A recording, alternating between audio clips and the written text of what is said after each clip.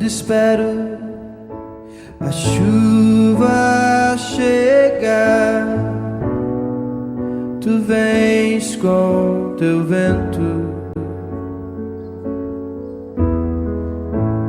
Quando espero tua voz estrondar,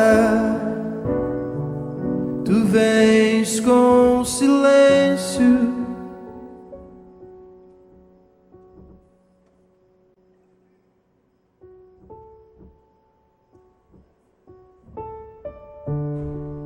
Eu espero em ti, embora sem saber como tu dirás. Eu não sei, mas esperarei.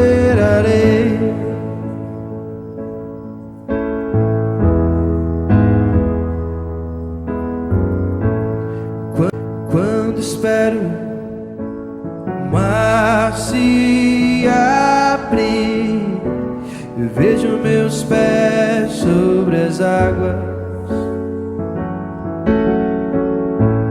Quando espero o fogo arder, ouço a brisa suave.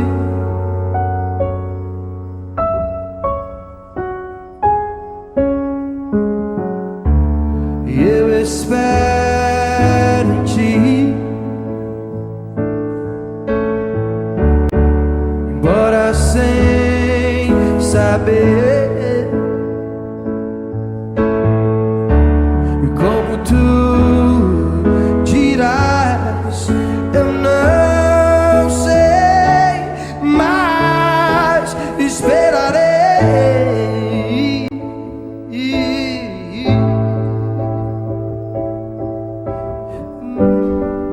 Mesmo sem saber como tu dirás, dentro de mim reinará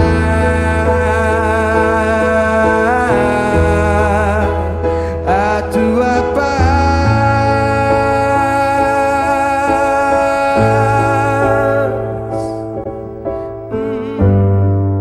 Que me faz saber esperar em ti é sempre caminhar.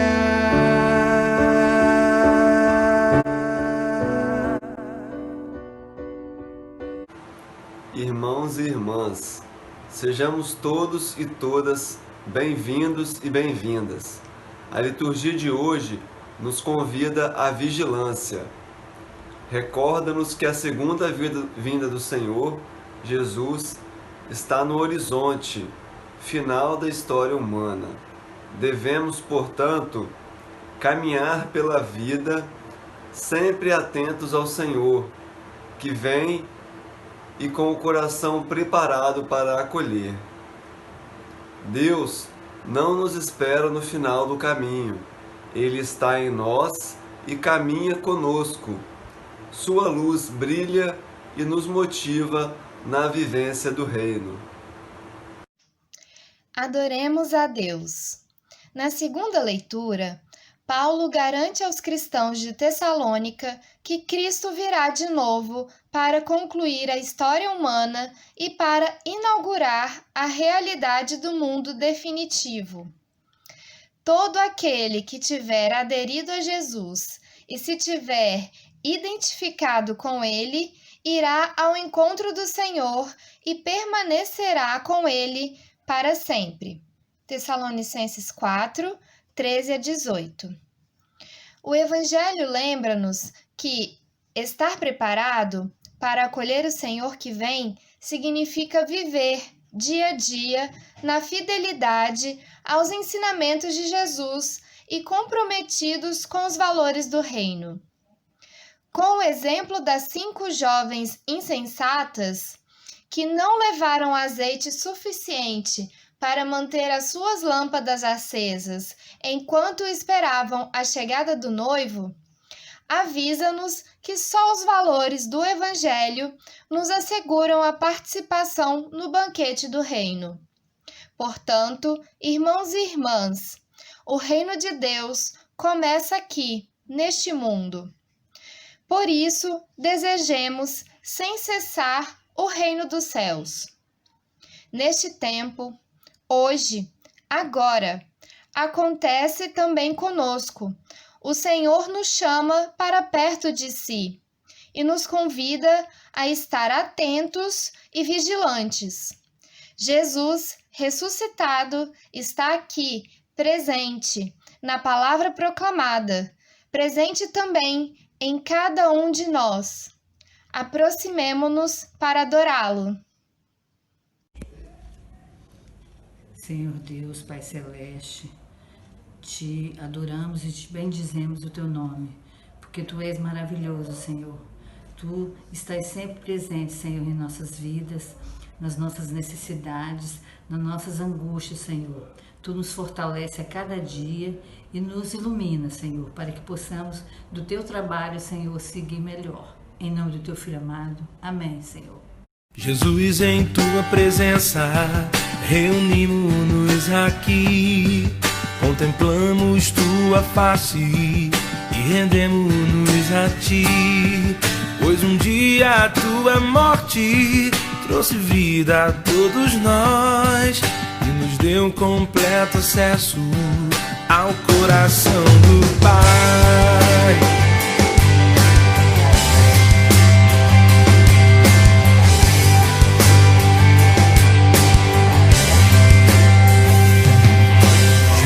Em tua presença, reunimos-nos aqui, contemplamos tua face e rendemos-nos a ti, pois um dia a tua morte trouxe vida a todos nós e nos deu completo acesso ao coração do Pai.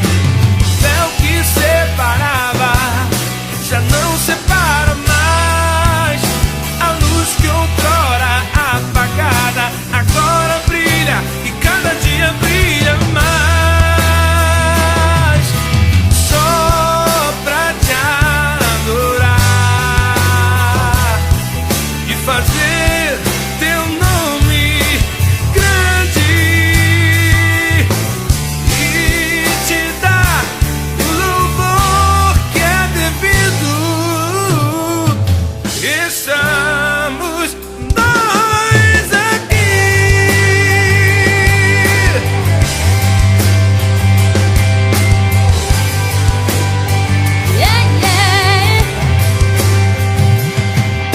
Jesus, em tua presença, reunimos-nos aqui, contemplamos tua face e rendemos-nos a ti, pois um dia tua morte trouxe vida a todos nós e nos deu completo acesso ao coração do Pai. O véu que separava já não separa mais. A luz que outrora apagada agora brilha e cada dia brilha mais. Só pra te adorar e fazer teu nome grande e te dar o louvor que é devido. Estamos nós aqui. O véu que separava já não separa mais. É a luz que outrora apagada agora brilha e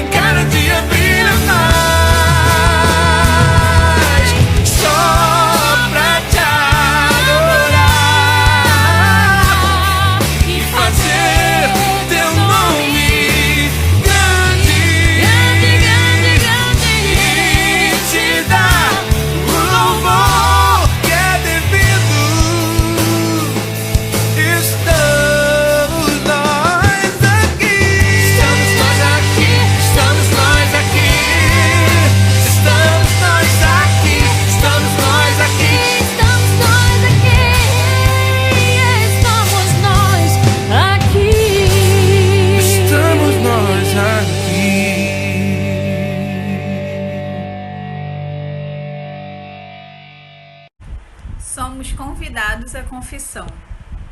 O ato de confessar a Deus não significa que Ele saberá dos nossos pecados apenas depois que o confessarmos, até porque Deus sabe tudo. Confessar significa falarmos o que Deus fala. Confessar é nos colocarmos alinhados com a vontade plena e absoluta do Senhor. Por isso, oremos silenciosamente, confessando a Deus os nossos pecados. Oremos silenciosamente.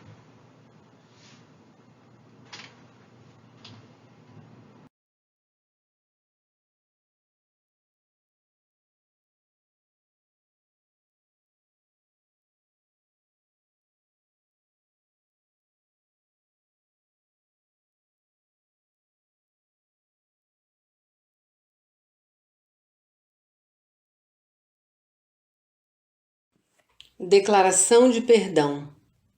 O profeta Isaías nos diz: Eu, o Senhor, sempre os guiarei. Até mesmo no deserto eu lhes darei de comer e farei com que fiquem sãos e fortes. Vocês serão como um jardim bem regado, como uma fonte de onde não para de correr água. Quando buscamos um caminho com Deus, somos continuamente chamados à confissão de nossos pecados. Com isso, Deus não apenas nos perdoa, mas Ele é quem nos fortalece em tempos difíceis e nos mostra os caminhos certos a seguir quando não vemos saída. Assim, mediante a nossa confissão sincera, eu anuncio o perdão dos nossos pecados, não em meu nome, mas em nome do Trino Deus, Pai, Filho e Espírito Santo. Amém. Louvemos a Deus pelos sinais visíveis da sua presença em nosso caminho. Façamos a leitura do Salmo 78, versículos 1 a 7. Salmo 78, versículos 1 a 7. Meu povo, escute o meu ensino e preste atenção no que estou dizendo, pois falarei com vocês por meio de provérbios e explicarei os segredos do passado. São coisas que ouvimos e aprendemos, coisas que os nossos antepassados nos contaram. Não as esconderemos dos nossos filhos, mas falaremos aos nossos descendentes a respeito do poder de Deus, o Senhor, dos seus feitos poderosos e das coisas maravilhosas que Ele fez. O Senhor deu leis ao povo de Israel e mandamentos aos descendentes de Jacó. Ordenou aos nossos antepassados que ensinassem essas leis aos seus filhos, para que os seus descendentes as aprendessem, e eles, por sua vez, as ensinassem aos seus filhos. Assim eles também porão a sua confiança em Deus, não esquecerão o que Ele fez e obedecerão sempre aos seus mandamentos.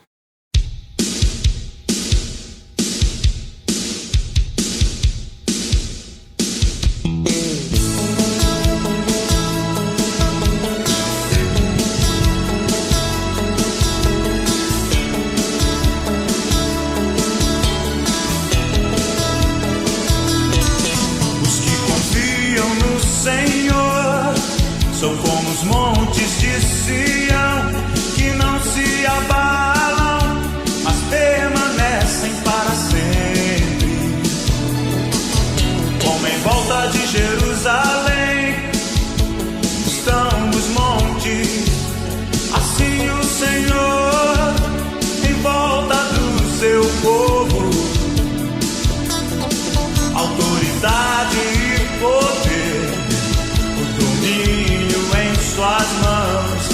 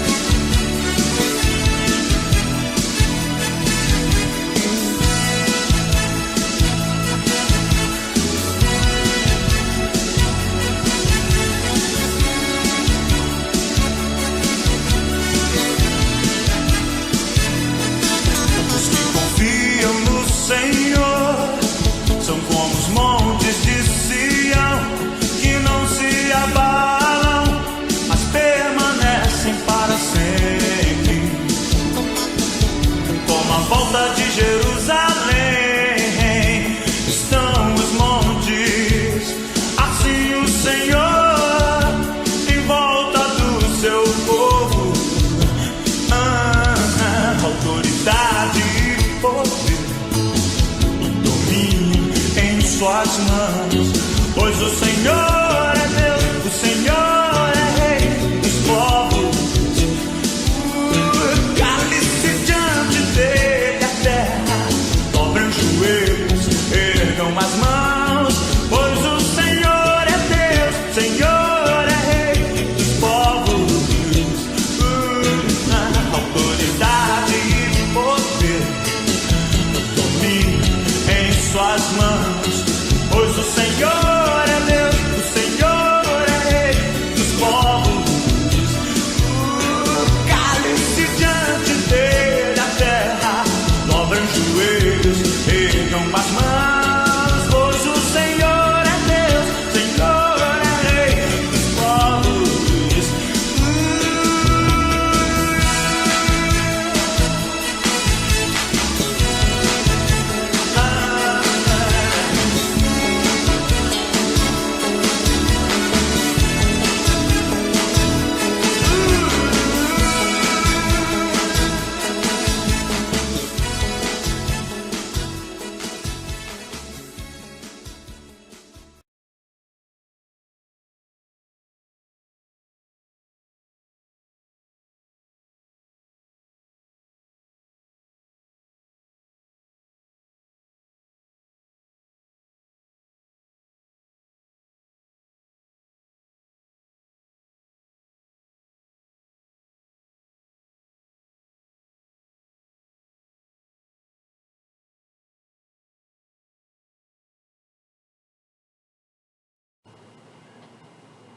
Que a graça e a paz de nosso Senhor Jesus Cristo estejam com todos nós. Amém.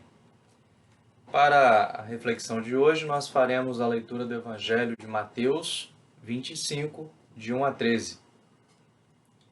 Jesus disse: naquele dia o reino do céu será como 10 moças que pegaram as suas lamparinas e saíram para se encontrar com o noivo. 5 eram sem juízo e 5 eram ajuizadas. As moças sem juízo pegaram as suas lamparinas, mas não levaram óleo de reserva. As ajuizadas levaram vasilhas com óleo para as suas lamparinas. Como o noivo estava demorando, as 10 moças começaram a cochilar e pegaram no sono. À meia-noite se ouviu este grito: o noivo está chegando, venham se encontrar com ele. Então as 10 moças acordaram e acenderam as suas lamparinas. Aí as moças sem juízo disseram às outras: deem um pouco de óleo para nós, pois as nossas lamparinas estão se apagando. De jeito nenhum, responderam as moças ajuizadas. O óleo que nós temos não dá para nós e para vocês. Se vocês querem óleo, vão comprar. Então as moças sem juízo saíram para comprar óleo, e quando estavam fora, o noivo chegou. As 5 moças que estavam com as lamparinas prontas entraram com ele para a festa do casamento, e a porta foi trancada.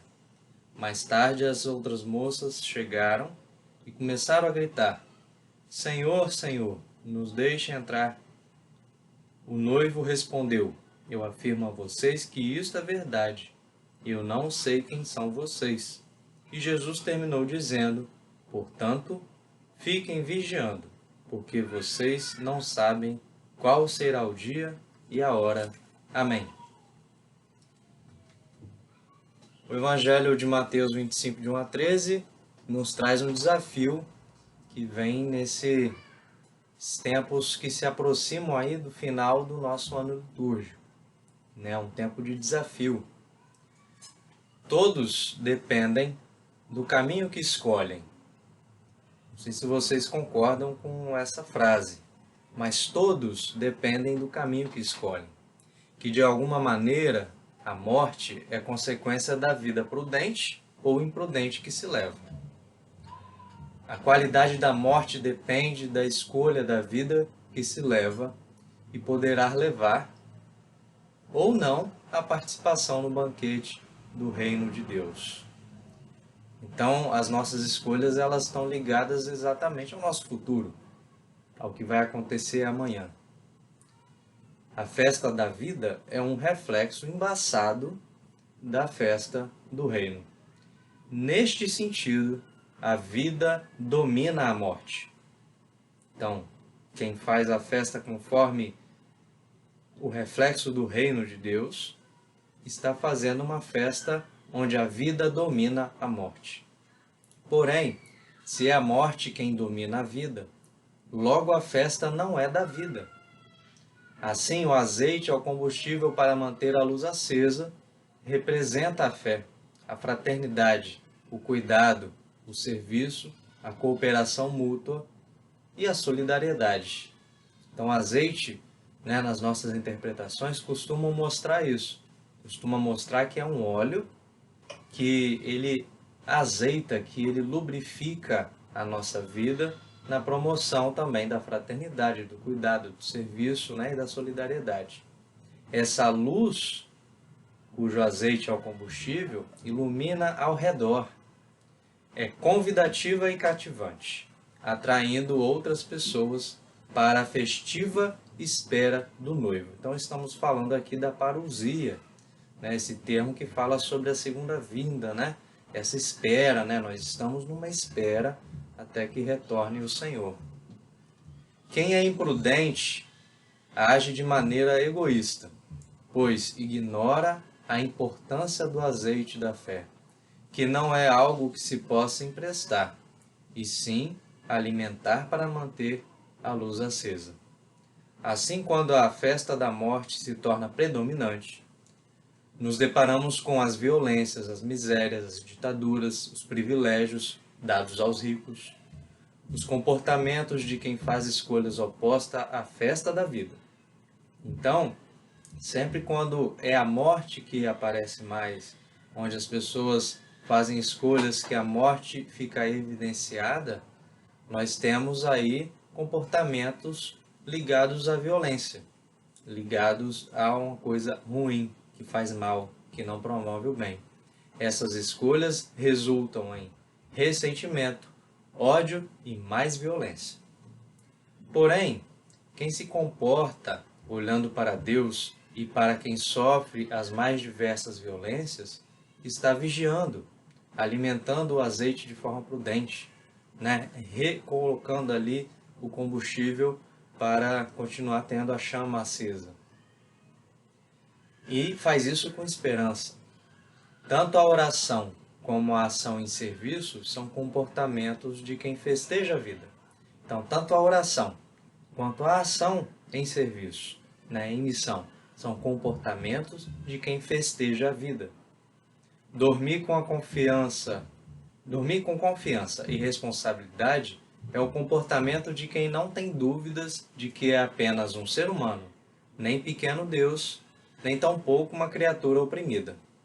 Então, a gente pode ter tranquilidade em dormir com confiança em Deus, mas também com responsabilidade, porque assumimos um comportamento comprometido com Deus, onde nós sabemos que o nosso lugar é de ser humano, nem de pequeno Deus, que quer oprimir os outros, também não de criaturas que se submetem a outros no sentido de se submeterem a seus poderes, se oprimindo, se humilhando de maneira não humana, fora daquela humilhação que Deus espera de nós, que é uma humilhação ligada à humildade, onde nós nos sentimos separados, santificados para servir.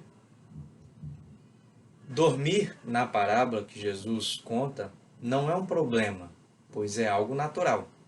O problema é levar a vida como um cochilo ininterrupto, que não se acaba, ignorando a realidade e os desafios que estão agarrados a ela, principalmente a urgência daqueles que não gozam dos direitos fundamentais da vida.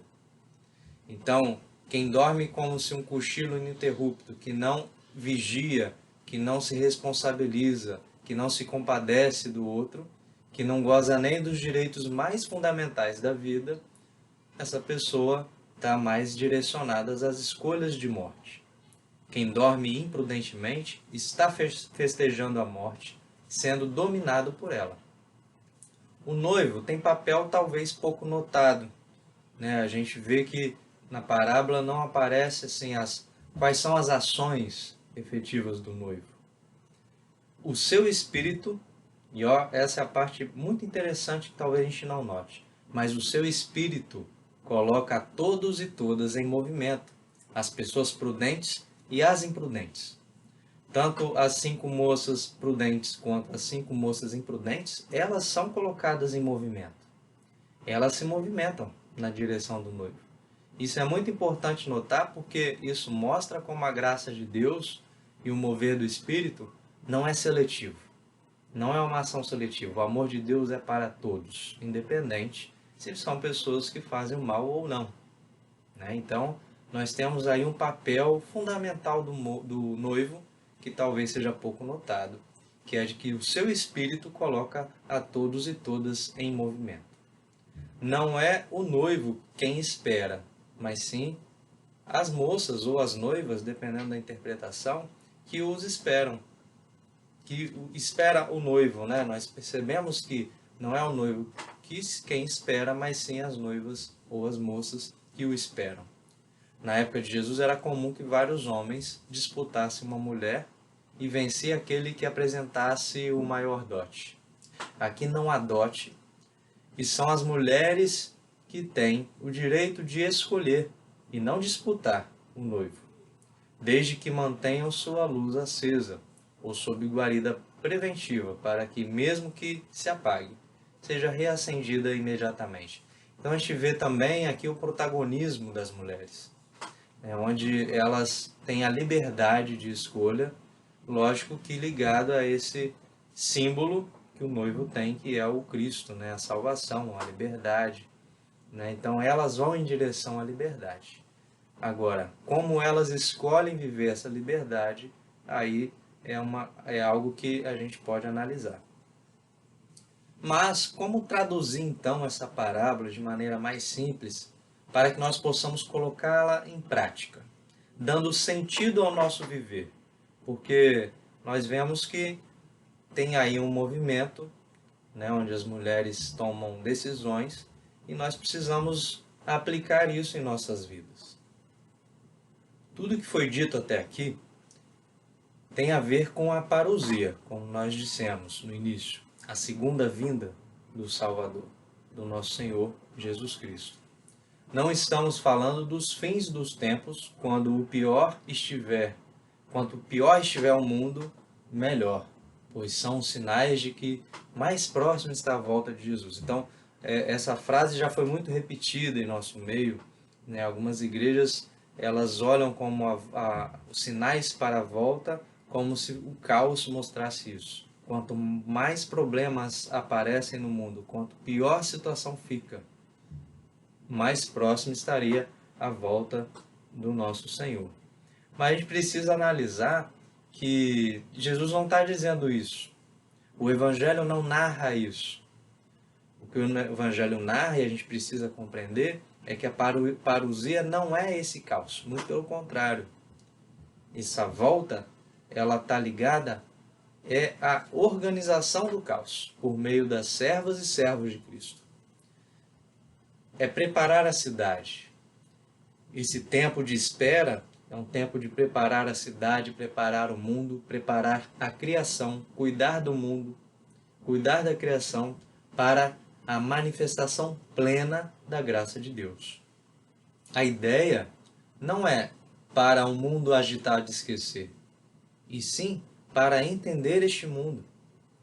Essa ideia da gente, queremos que o Senhor nos coloque numa realidade onde a gente não sinta mais dor. Então esse desejo ele é totalmente contrário ao que a espera, a parousia, ela coloca para nós como realidade de vida. A nossa realidade é uma realidade de dor. Mas entendendo essa dor, nós podemos agir de maneira muito frutífera. Então, entender a dinâmica do mundo, a fim de expressarmos a alegria desse encontro com Deus. A parousia e os desafios éticos que ela nos traz no mundo é algo muito bom. Então, existem desafios éticos nesse tempo de espera. E esses desafios são colocados para nós para que nós façamos escolhas. E Jesus espera, logicamente, que nós façamos escolhas éticas. Portanto, devemos saber lidar com a ignorância do quando da parousia, do quando da volta. As pessoas estão ansiosas pela segunda vinda, como ficaram também ansiosas as primeiras comunidades. Surge a pergunta, então quando ele virá? As 10 virgens apresentam o desafio de uma postura ética radical. No caso, 5 delas assumem essa postura ética. A parábola das 10 virgens apresentam o desafio, né? A parábola apresenta o desafio de uma postura ética radical. E 5 dessas virgens, elas escolhem, assumem esse desafio radical, nessa postura radical ética. Relembrando aí o Sermão da Montanha. Quem não se lembra das bem-aventuranças? Ali tem um legado ético, né, um modelo ético de como nós cristãos devemos agir, nos comportar. Temos um grupo de moças que estão desanimadas com a caminhada. E no outro grupo, as que estão profundamente comprometidas com o seguimento de Jesus. A prudência e a vigilância indicam aqui que essa espera pela vinda do Senhor, ela tem a ver com essas escolhas. Então, a prudência e a vigilância indicam aqui essa espera pela vinda do Senhor. Como? Como que é esse comportamento? Como que é essa atitude? Então, preparando o mundo para o grande encontro.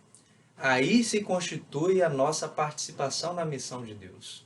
Então, às vezes nós desanimamos porque achamos que não estamos sendo úteis, ferramentas úteis para a missão de Deus. Às vezes achamos que não fomos chamados, né? Vemos outras pessoas agindo e nós, às vezes, nos sentimos excluídos da missão. Só que isso não pode ser possível, né? Você precisa escolher estar na missão de Deus. E para fazer essa escolha, você não precisa olhar para os cargos que a igreja tem.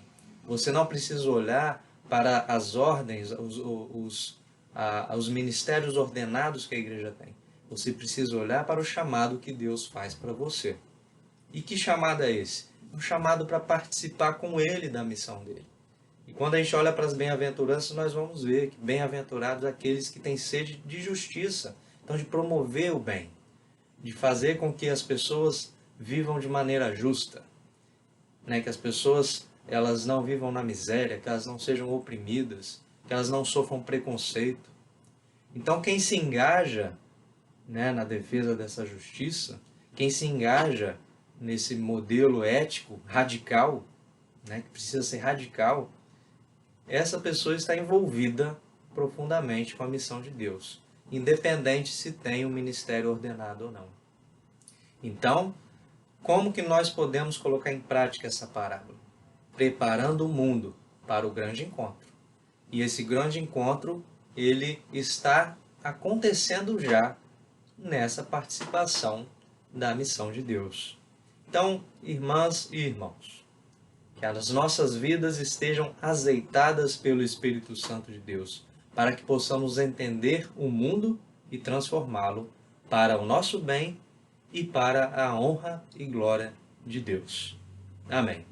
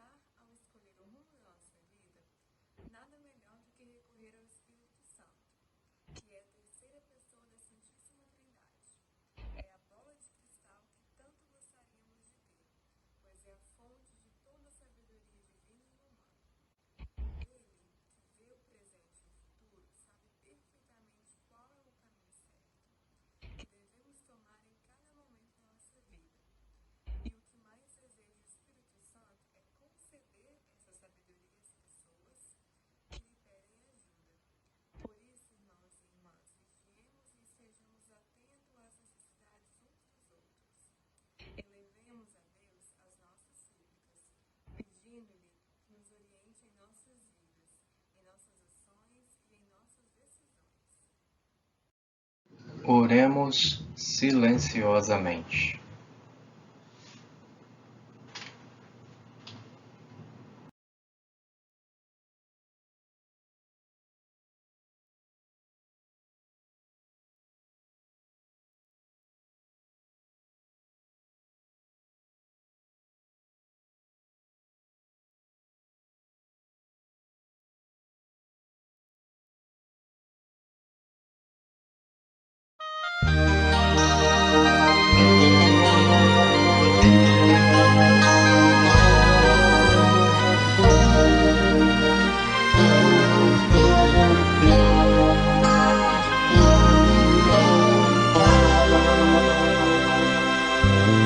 Em momentos de angústia, em momentos de pesar, quando pensas estar só, Cristo vem te ajudar.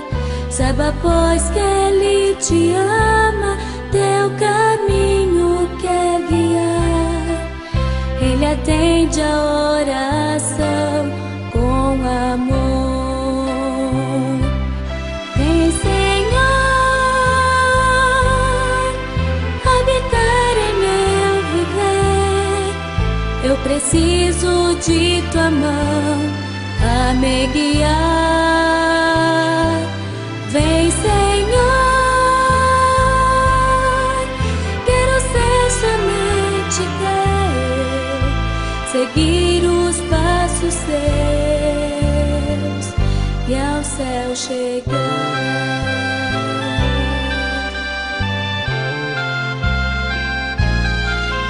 Quando as tentações vierem tua vida atrapalhar, busca, pois, ao grande Deus, Ele vem te ajudar. Saiba, pois, que lá na Bíblia Ele promete perto estar. Ele atende a petição com amor. Vem, Senhor, habitar em meu viver. Eu preciso de tua mão a me guiar. Vem, Senhor, quero ser somente teu, seguir os passos seus e ao céu chegar. Vem, Senhor, habitar em meu viver. Eu preciso de tua mão a me guiar. Vem, Senhor, quero ser somente teu, seguir os passos seus e ao céu chegar.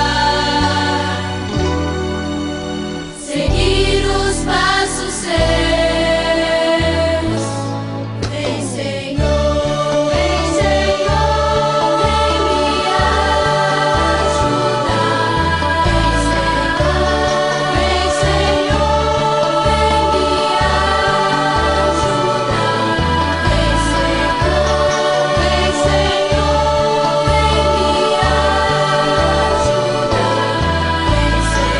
vem me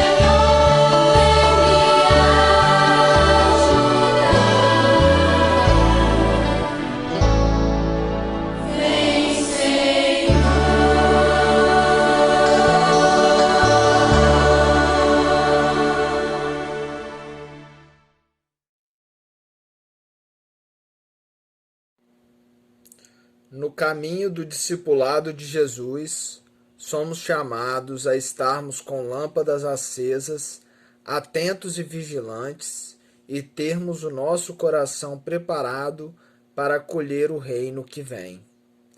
Deus nos inspira na caminhada rumo ao reino definitivo e, por isso, é preciso atenção para viver este reino no qual participamos.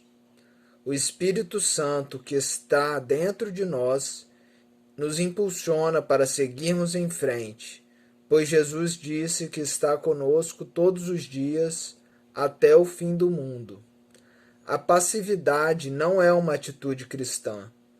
O reino só será realidade entre nós e a partir de nós quando vivermos, praticarmos e testemunharmos os ensinamentos do Senhor até que Ele venha em sua glória. Que as palavras do Evangelho de hoje nos despertem para vivermos nossa missão. Amém.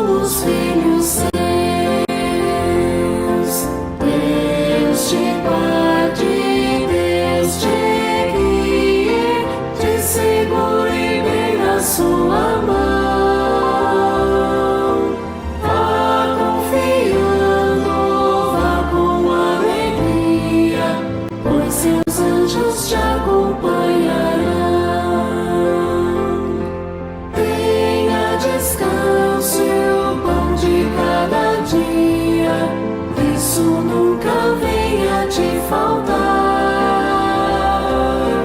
E quando a morte vier ao teu encontro, o inimigo não te possa achar.